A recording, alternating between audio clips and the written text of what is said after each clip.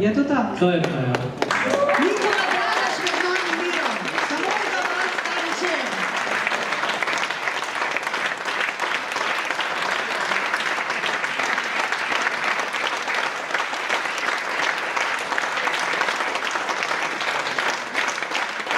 Evo, moj dragi prijatelji, gospod Dragaš.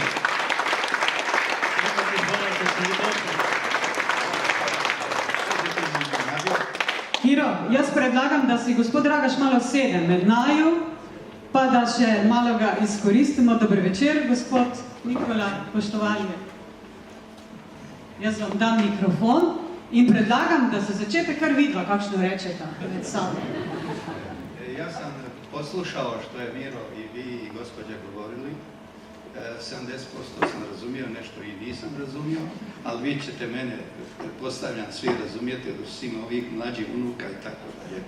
Jer u nekom vremenu smo živjeli gdje ste vi na nesreću ili sreću vašu morali znati srpsko-hrvatski ili hrvatsko-srpski, a mi nismo trebali znati slovenski.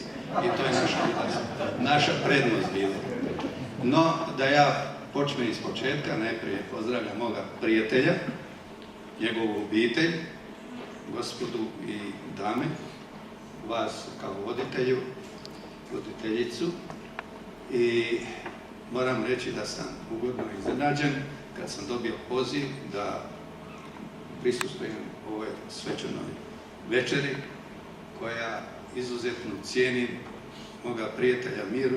Mi ga nismo zvali Miroslav, mi smo ga zvali svi iz milja Miro. Prema tome, i kad budem poželio da nam nešto zapjeva, nadam se da je još spreman, ja ću ga zamoliti, Miro, dajde, otpjevaj onu našu pjesmu koju svi znamo, jer kad je on pjevao, onda mi smo svi iz reprezentacije pjevali. I svi smo dobro znali, međutim, kad on nije pjevao, onda je to izgledalo vrlo loše. Hvala lepa. Miro, mogoče imate vi kakšno vprašanje za svojega prijatelja, oziroma to, da Pa ste ne, nekaj nas časa? dva smo bili veliki prijatelji, na Kuglani ni bilo, ne, tako, Nikola, to smo bili Nije malo bilo zločesto, ali smo bili suparnici opasni. Ali nešto drugo, da bom slovensko povedal, se bo on razumel. Nekaj drugega bom povedal. Midva sva bila dolgo let v paru tekmovalca. Zanimivo pa je to, da je moja luknja igra bila desna, njegova leva. In zato nisva nikdar bila svetovna prvaka v paru, ampak vedno druga. Večno druga. In to tri puta. Jel? Dobro. Četiri, ne? Nećemo, mi smo toliko bili prvaci da ostatak svijeta, kad naše zbrojiš i ostatak svijeta, tu smo i Galunda. Ali ja, ako me dozvolite... Izvolite. Čuo sam i razumio, počašćen sam sa iskrenim riječima moga prijatelja. To je večer njegova, mislim da je previše moje ime spomenuto. Ja mogu reći za Mira da je on meni bio, nije u godinama bio toliko, ali kao otac. Ja kad sam došao u reprezentaciju 1971. godine, on je bio ime nekuglačkog svijeta bivše države, nego onih svih u svijetu koji se bavili s kuglanjem. Miro je bio pojam i svaka njegova rečenica za nas mlade je bila značajna i poučna.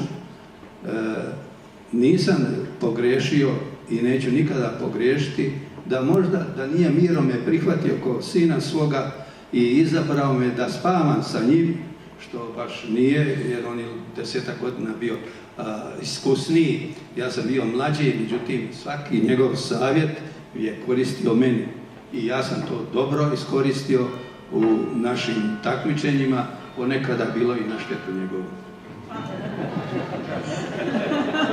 Tako je.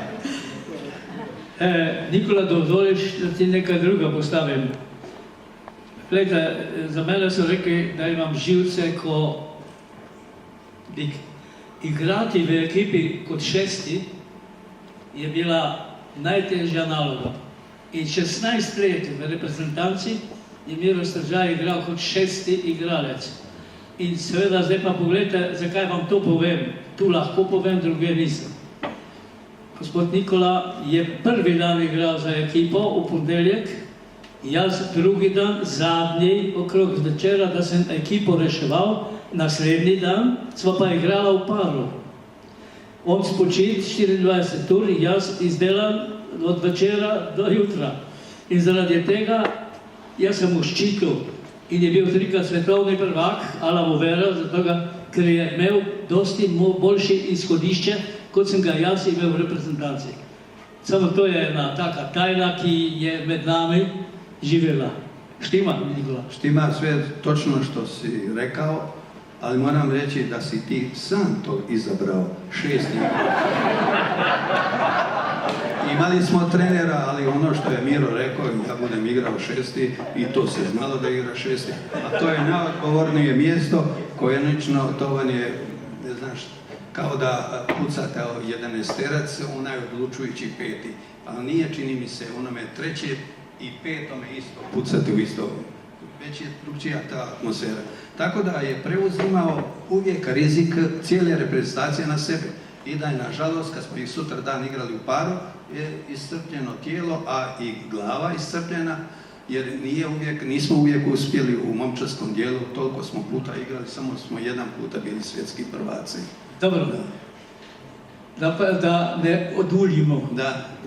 Nas dva znamo sve, nema smisla da tim drobnim stvarima govorimo, jer mi dva smo kolega bila i budeva, puno smo načinili zajedno, puno smo posegli, bili smo veliki prijatelji, priznaj. In združili smo se krasno, imali smo krasno društvo, tako da nemamo kaj reći. Ima lijepe stvari, ali moram priznati, čini mi se da i kod tebe i kod mene nismo najbolje uspjeli. Bar ja mislim da je tako, možda biti, ti ćeš reći da sam u pravu. Nažalost, mi smo imali malo vremena da svojom djecom živimo i odgajamo ih, da budu na nekome, ne da lošem putu, nego da budu sa roditeljima više i više. Mi smo 40 vikenda u jednoj godini pali od kuće. To znači da mi sa svojom djecom praktički nismo živjeli.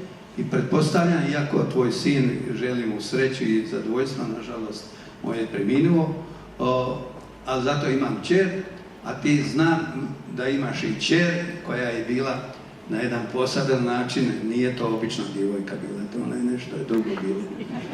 Sina je imao talenta, isti je kao otac, međutim, otac je bio, ako je ocjena školska od 1 do 5, on je bio za 5, a sin je bio za 4. Ali stil je bio potpuno isti. A konačno i uspjeh, kad bi vagali, onda se vidi da je otac upravo u našem sportu bio genijalac. Ja bih ga zvao genijalac, može biti da se ja sad pohvalim, pa sam uspio možda više, ali on je bio genijalac. Ja sam samo eventualno bio nasljeđe njegovog znanja. Tako je, hvala lijepa.